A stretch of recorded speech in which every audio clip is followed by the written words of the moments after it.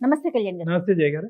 కళ్యాణ్ గారు, ఆ. Reels entertainment కోసం స్టార్ట్ అయిన రీల్స్ ఇది రీల్స్. రీల్స్ అండి.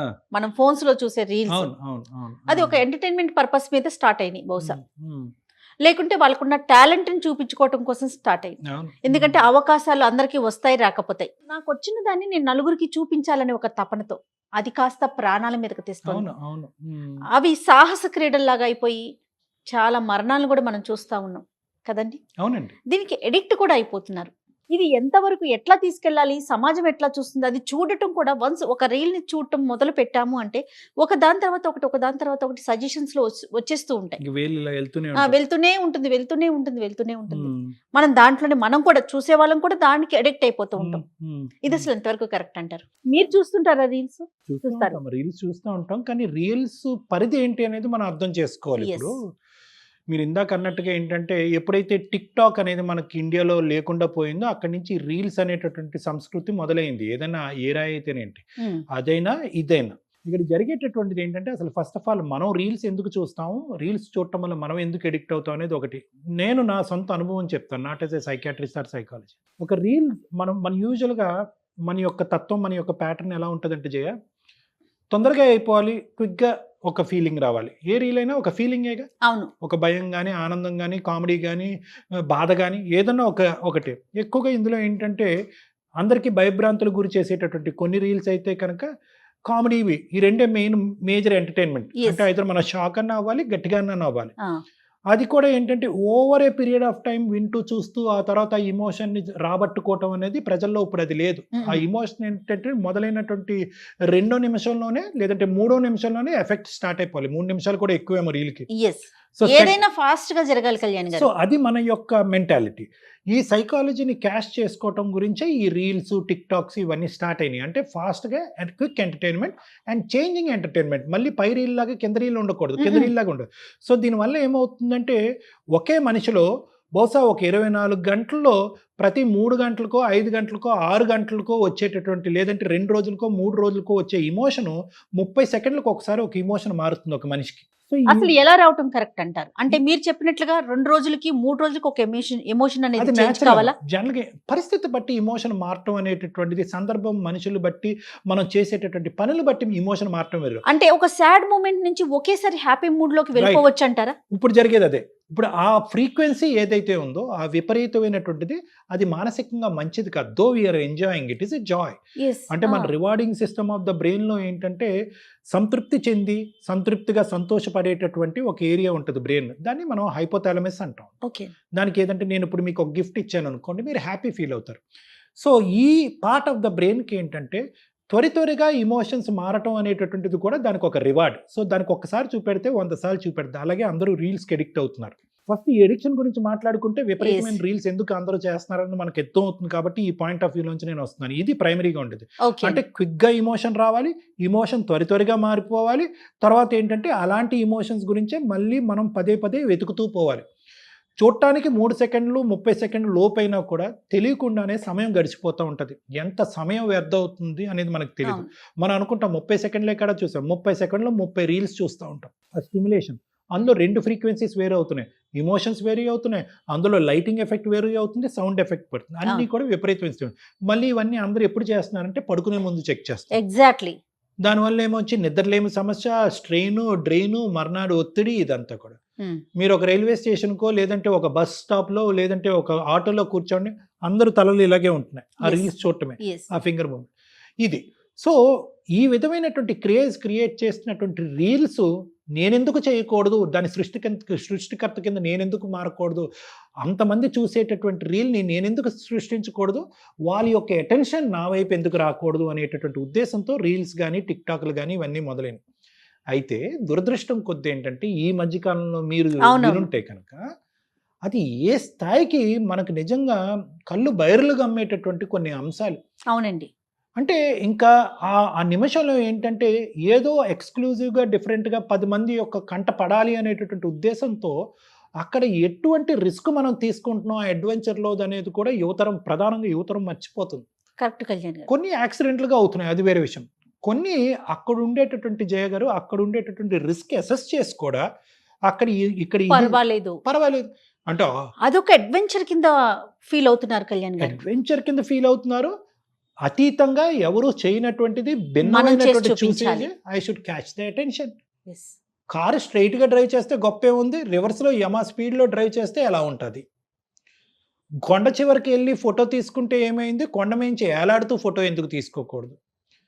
కొత్తగా కనిపించేటటువంటి ట్రైన్, స్పీడ్గా వచ్చే బుల్లెట్, ఫాస్ట్ ట్రైన్కి ఇలా ఫోటో తీస్తే ఏముంది, రివర్స్తో మనం ఇలా తీసుకుంటే ఎలా ఉంటుంది? అంటే ఏంటంటే భిన్నమైనటువంటి ఆలోచన శైలి ఇక్కడ ప్రమాదాలకి దారితీస్తుంది. సముద్రం అలలు బాగా వస్తూ ఉంటే ఎవరిమైనా కొంచెం దూరంగా 4 అడుగులు పరుగులు పెడతాం.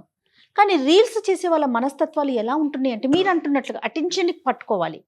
ఆ సముద్రం దగ్గరకు వెళ్ళి ఫోటో తీయటము, రీల్స్ చేయటము, వెంటనే ఆ అలకి లోపలికి వెళ్ళిపోయిన ఘటనలు మనం కోకొల్లలు చూస్తున్నాం. అవును మేడం, అవును. మీరు బహుశా ఇక్కడ ఏంటంటే ఒక ప్రశ్న మీ మనసులో మెదులుతుందేమో, అంటే రీల్స్ చేసేటటువంటి హడావుడిలో అసలు భయం అనే కాన్సెప్టే ఉండదా? ఇది జనరల్ గా పబ్లిక్ అందరికీ అనిపించదు. అదేంటి అంత పిచ్చిగా ఎలా చేస్తున్నారు, వాడి భయం లేదా? భయం లేదా?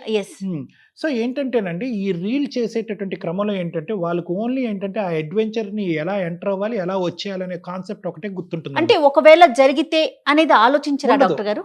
ఆ ఇమోషన్ ఏంటంటే అబ్బా ఈ కొత్త ఐడియా మనకు వచ్చింది, ఎవరికి రానటువంటి ఐడియాలో ఆ ఇమోషన్ ఉండటం వల్ల ఈ భయం అనే ఇమోషన్ పోతుంది జయగారు. నెంబర్ 1. నెంబర్ 2 ఏంటంటే ఈ రీల్స్ చేసేటటువంటి వ్యక్తే కాకుండా పక్కన ఉండేటటువంటి వాళ్ళ మనస్తత్వం గురించి కూడా ఆలోచించాలి. నువ్వు ఈ రీల్ చేయి, కత్తిలా ఉంటుంది ఈ రీల్, చాలా బాగుంటుంది ఈ రీల్, నువ్వు చేసేసే. ఎంకరేజ్మెంట్. ఎంకరేజ్మెంట్ 2. మూడోది ఏంటంటే కనుక అదే రీల్ అదే స్థాయిలో రీల్ చేసి బయటపడినటువంటి ఇంకో వ్యక్తి వీళ్ళు చేసేటటువంటి వాళ్ళు కూడా ఒక 10-12 చూసుంటారు. ఓకే, అంతే కదా, వాళ్ళకి ఏమీ జరగలేదు, వాళ్ళు సేఫ్ జోన్ లో ఉన్నారు. సో నాకెందుకు అవుతుంది? రెడ్ లైట్ పడింది జయ గారు, 4 రెడ్ లైట్ దాటుకుని వెళ్ళిపోయారు, ఒకడికే యాక్సిడెంట్ అయింది. నేను చెప్తున్నా. సో ఇది కూడా అలా. ఇది 3. 4వ అంశం ఏంటంటే ఏముంది రీలు 3 నుంచి 30 సెకండ్ల లోపు ఏముంది, ఇలా వెళ్ళి అలా వచ్చేస్తాం. కానీ ప్రమాదానికి ఇలా వెళ్ళి అలా రాలేం, ఒక్కోసారి అది అంతానికి దారి. సో ఈ కారణాల వల్ల వాళ్ళకి ఏంటంటే భయం కంటే అడ్వెంచర్ గుర్తొస్తుంది. భయం కంటే ప్రజలు చూసేటటువంటి ప్రజల యొక్క ఆలోచన శైలి ఒకటే వాళ్ళ కళ్ళల్లోకి తిరుగుతూ ఉంటుంది. ఎన్ని లైక్స్, ఎన్ని మెసేజెస్ వస్తాయి అనేటటువంటిది, ఎంత సంపాదించవచ్చు ఆ రీల్ ద్వారా అనేది. సో ఇవే కాన్సెప్ట్స్ లీనం అవటం వల్ల అది విపరీత స్థాయికి వెళ్తుంది. మనం రీల్స్ చేయొద్దు అనట్లేదు. అంటే లైక్స్ కానీ కామెంట్స్ కానీ వాటికి ఎడిక్ట్ అవుతారంటారా డాక్టర్ గారు? నేచురల్లీ అమ్మా, మీకు ఎన్ని లైక్స్ ఎన్ని మెసేజెస్ వస్తాయి కనుక అంత అటెన్షన్గా. సో అలాంటప్పుడు మన ప్రాణం అంటే ఒకవేళ ఇది రిస్క్ ఏమో అనే పాయింట్ కూడా ఆలోచించలేకపోతాం. తాత్కాలికంగా తర్వాత ఆ వీడియో చూసిన తర్వాత వాళ్ళకే అనిపిస్తుంది, అమ్మ ఇదేంద్రా ఇక్కడి నుంచి పడిపోయి ఉంటే ఏమై ఉండేదని అనిపిస్తుంది అంటారా? అనిపిస్తుంది, తర్వాత అనిపిస్తుంది, ఆ మత్తులోంచి బయటకు రాగానే అనిపిస్తుంది. కానీ ఆ గడి గడిచింది కాబట్టి నెక్స్ట్ గడి కూడా గడిచిపోద్ది అని చెప్పి మళ్ళీ నెక్స్ట్ టైం అదే అడ్వెంచర్కి వెళ్తారు. ఇంకా అదొక మత్తు, ఇది ఒక కంటిన్యూటీ. మనం ఏంటంటే జయ గారు, మనకి ఈ పాడ్కాస్ట్ ద్వారా లేదంటే ఈ ఛానల్ ద్వారా మనం ప్రజలకు చెప్పేది ఏంటంటే రీల్స్ చేయటం ప్రమాదం కాదు. రీల్స్ చేసి చాలామంది అబ్బాయిలు అమ్మాయిలు చాలా సక్సెస్ఫుల్గా వాళ్ళకంటూ ఒక ఆధారం సంపాదించుకుని డబ్బులు సంపాదించేటట్టు ఒక ప్రక్రియ కింద కూడా మారింది. అవునవును, లైమ్ లైట్లోకి వస్తున్నారు, ఒక సెన్సేషన్ అవుతున్నారు. దేశ విదేశాల్లో వాళ్ళ పేరు మారుమోగిపోతుంది. సో నేను అనేది ఏంటంటే చెయ్యండి, కానీ ప్రతిదానికి అడ్వెంచర్ ముడిపెట్టక్కర్లేదు. ల్యాంబీ అనేటటువంటి ఒక సెనగలీస్ ఒక అబ్బాయి, ఊరికనే చెప్తున్నాను, ఆ అబ్బాయి వెయిటర్ కింద బల్లలు తుడుచుకుంటూ ఏ వ్యాపకం లేనటువంటి అబ్బాయి ఇటలీ వెళ్ళాడు. ఇటలీ వెళ్ళిన తర్వాత బహుశా తల్లిదండ్రులతో పాటు ఇటలీ వెళ్ళాడు. వెళ్ళిన తర్వాత మీరు చాలా సందర్భాల్లో చూసుంటారు ఆ అబ్బాయిని. అంటే ఎవరన్నా చేసేటటువంటి ఒక గొప్ప యాక్ట్ మౌనంతోనే సింపుల్ గా ఇలా చేస్తాం. చూసానండి, బ్లాక్ నైజీరియా సెనగలీస్ అబ్బాయి. అబ్బాయి అది చూస్తే కనుక నాకు అనిపించింది, మనం ఒక రీల్ కానీ ఒకటి ఏదన్నా చూస్తే కనుక దాని సెన్సేషనల్ అవటానికి మన లైఫ్లో రిస్క్ పెట్టుకోక్కర్లేదు. సింగిల్ వీల్ టైర్ మీద బైక్ ఇలా లేపి నడపక్కర్లేదు, కార్ని రివర్స్లో నడపక్కర్లేదు, కొండ చిట్టు చివరిని పట్టుకుని వేలాడక్కర్లేదు, సముద్ర అలలకి వ్యతిరేకంగా వెళ్ళక్కర్లేదు.